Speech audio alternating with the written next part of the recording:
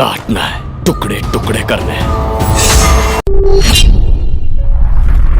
तो भैया ये साल है सभी के लिए बेहतरीन। जी हाँ दोस्तों, 2022 में जहां बॉलीवुड की एक भी मूवी नहीं चल पाई थी, वहीं 2023 में शाहरुख खान ने आते ही पठान दी और 1000 करोड़ रुपये कर पार। वहीं जे फॉर जवान, J for jailer, J for रहा जलवा। जी हाँ दोस्तों, इन दोनों ही मूवी का रहा काफ़ी जलवा। वहीं गदर ने भी अपना, सनी देओल साहब ने भी कमबैक किया और बहुत ही बेहतरीन कलेक्शन बॉक्स ऑफिस का हो या फिर वो मूवी जो लोगों ने उनको उसको दिया इतना प्यार। तो ओवरऑल देखा जाए तो 2023 में बहुत बड़े बड़े सुपरस्टार्स का हुआ कमबैक, वो चाहे रजनीकांत साहब का जेलर से हो या फिर पठान और अब जवान से हो शाहरुख खान का 4 साल बाद, वहीं पर गदर से सनी देओल का। तो फिलहाल आज हम लोग बात करेंगे जेलर मूवी में। जेलर मूवी देखिए 10 तारीख को रिलीज हुई थी, आज से 10 अगस्त को। जिस दिन गदर रिलीज हुई थी 11 को, वहीं 10 को ये रिलीज हुई थी। गदर के साथ ही रिलीज हुई थी, काफ़ी बराबरी की टक्कर था। और जहां गदर ने बहुत बढ़िया बॉक्स ऑफिस कलेक्शन 500-550 करोड़ कमाए हिंदी बेल्ट में, वहीं पर जेलर ने 650 करोड़ कमाए हैं तमिल, तेलुगु और हिंदी को मिलाकर। ऑल ओवर हिंदी में उसको ज़्यादा स्क्रीन मिली नहीं क्योंकि गदर उस समय चल रही थी। तो सिर्फ और सिर्फ तमिल में अगर बोले तो अभी तक की सबसे बड़ी मूवीज़ में से एक मूवीज़ है और रजनीकांत साहब की ये एक कमबैक मूवी है। इस मूवी में आपको रजनीकांत साहब तो देखने को मिलेंगे, साथ में 2 बहुत बड़े सुपरस्टार, तो नहीं 3 मिलेंगे, जिसमें मैं 2 के बारे में बताऊंगा। एक है बॉलीवुड के, जिनको आपको देखना होगा तो आप जाके देखिए इस मूवी को, क्योंकि वो इसमें एज अ कैमियो है। और 2 और भी कैमियो है, पर लेकिन वो ऑफिशियली हैं तो डॉक्टर शिव राजकुमार और दूसरे आपको देखने को मिलेंगे मलयालम इंडस्ट्री से मोहनलाल। तो इन 2 कैमियों के बाद ये मूवी जो है ना बहुत ही ज़्यादा बेहतरीन निकल के आई। जो इनके डायरेक्टर है नेल्सन, उन्होंने जो डायरेक्शन दिया, वाकई में एक समय था जब लोग कहते थे कि रजनीकांत साहब से कि आप नेल्सन के साथ मत बनाइएगा कभी मूवी, और आज उन्होंने रजनीकांत साहब की अभी तक की सबसे हाईएस्ट ग्रॉसिंग मूवी बनाकर दी है।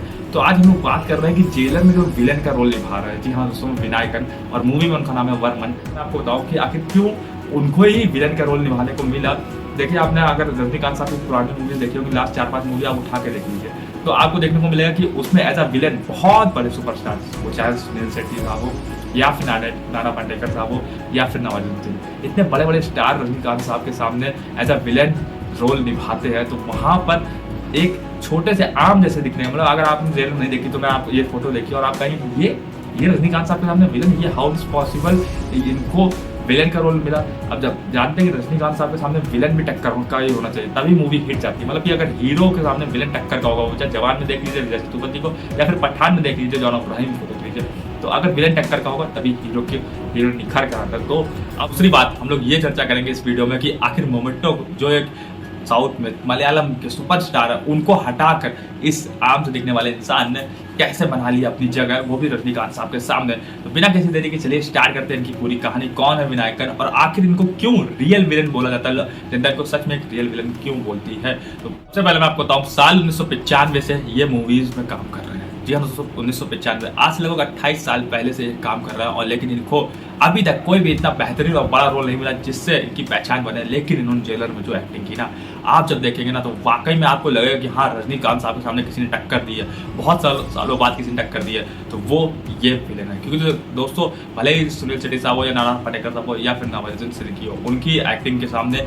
इन्होंने अपनी एक्टिंग को इतना बेहतरीन बना के दिया है ना कि आप देखेंगे तो कहेंगे हाँ, तारीफ करेंगे। अगर रजनीकांत साहब की मूवी शिवाजी द बॉस देखे, उनमें जो विलन थे वो बराबरी की टक्कर दे रहे थे। सुमन जी हाँ दोस्तों, मैं स्टार सुपर की बात कर रहा हूँ, उन्होंने बराबरी टक्कर दी थी वहाँ पर। तो वो उसके बाद अब आपको देखने को मिलेंगे यहाँ पर ये विनायकन। तो मैं कहता तो विनायकन एज अ जब इंडस्ट्री में आए तो मलयालम इंडस्ट्री में इन्होंने लगभग 100 से ज़्यादा मूवीज़ बनाई हैं अभी तक।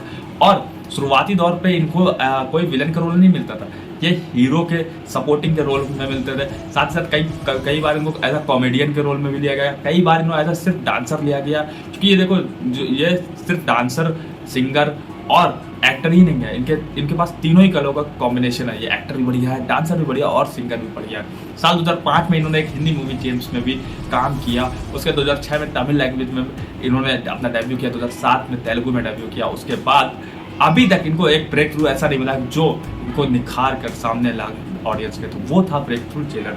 तो अगली बात करते हैं कि आखिर क्यों इन्होंने मोमेंटो की जगह ली और कैसे इन्होंने मोमेंटो जैसे सुपरस्टार की जगह ले ली। अगर आप चाहते हैं कि इन सब पर मोमेंटो हो या फिर डॉक्टर शिव राजकुमार हो या फिर रजनीकांत साहब हो या फिर जवान में विजय सेतुपति का जैसे मैंने बनाया वीडियो, आप कहते हैं कि डिटेल्ड वीडियो कहाँ से ये लोग आते हैं, कौन सी लैंग्वेज और कहाँ के सुपरस्टार हैं, तमिल के हैं, तेलुगु के, मलयालम के, कन्नड़ के, तो ये सब अगर आप जानना चाहते हैं तो आप कमेंट सेक्शन में बताइए कि आपको किसका वीडियो देखना है। फिलहाल हम लोग बात करेंगे कि आखिर क्यों और कैसे इन्होंने ली है जगह मोमेंटो की। तो मोमेंटो में आपको बताऊँ, जो मलयालम सुपरस्टार है, पहले उनको इस लीड रोल, इस विलन के रोल में लिया जाता है, लेकिन कुछ रीजंस रहे। अब वो कुछ रीजंस क्या थे तो मैं आपको बताता हूँ कि जो डायरेक्टर नेल्सन है, उन्होंने रजनीकांत साहब से चर्चा की और कहा कि आपके अपोजिट में अगर कोई विलन बेहतरीन होगा तो वो होंगे मोमेंटो। उनकी एक्टिंग आपने मूवीज देखेंगे तो आप कहेंगे कि हाँ वाकई में काबिल तारीफ एक्टिंग वो करते हैं, क्योंकि तभी वो आज इतने बड़े सुपरस्टार भी हैं।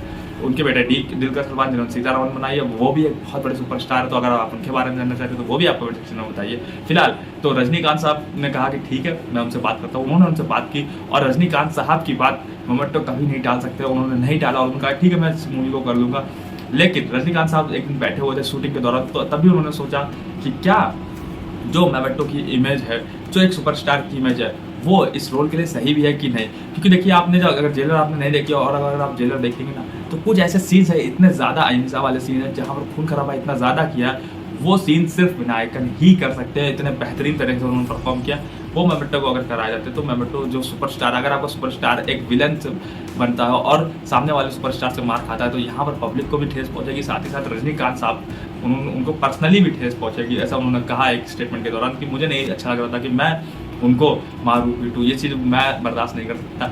इसलिए फिर रजनीकांत साहब ने मोमेंटो से कहा कि एक काम करते हैं कि आप इस मूवी को मत करिए, आपकी इमेज काफ़ी अच्छी बनी हुई है, उसको आप मत खराब करिए। और फिर उसके बाद उन्होंने विनायकन को लिया। तो इस तरह से मोमेंटो को रिप्लेस करके विनायकन आया है इस मूवी में। एक मूवी की है दिलकर सलमान, जो मोमेंटो के बेटे हैं दिलकर सलमान, उनके साथ एक मलयालम मूवी की और उस मलयालम मूवी के लिए इन्हें नॉमिनेशन बेस्ट एक्टर का, बेस्ट साइड एक्टर का अवार्ड भी मिलने के लिए नॉमिनेशन हुआ। साथ ही साथ इनको केरला का बेस्ट सुपर एक्टर के लिए भी अवार्ड मिला। साथ ही साथ सीमा एक अवार्ड था वो भी इनको मिला।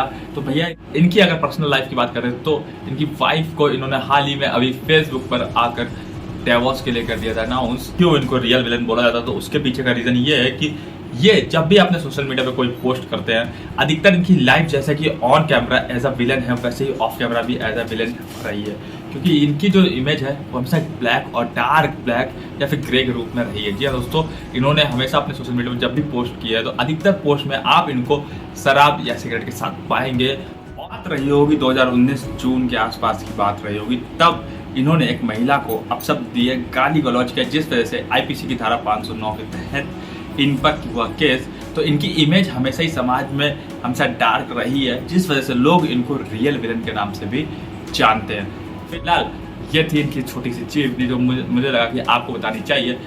आप किस अगले डायरेक्टर, एक्टर, प्रोड्यूसर या फिर म्यूजिक कंपोजर या फिर डांसर के बारे में जानना चाहते हैं, वो किसी भी लैंग्वेज का हो, तमिल, तेलुगु, मलयालम, हिंदी, कन्नड़, बंगाली, गुजराती, मराठी, उड़िया, किसी भी लैंग्वेज का हो या फिर पंजाबी, किसी भी लैंग्वेज का हो, आप मुझे कमेंट सेक्शन में बताइए कि आप किसके बारे में जानना चाहते हैं। मैं उस पर जल्द से जल्द आपके लिए वीडियो बनाकर लाऊंगा। वीडियो को फिलहाल मैं करूँगा सब आपको हमारी मेहनत कैसी लगी आप मुझे कमेंट सेक्शन में बताइए। वीडियो को लाइक करिए, शेयर करिए, सब्सक्राइब करिए MBA मूवीबाज एलियन को। मिलता हूँ इसी तरह के बेहतरीन अगले वीडियो में, तब तक के लिए आप अपना ध्यान रखें।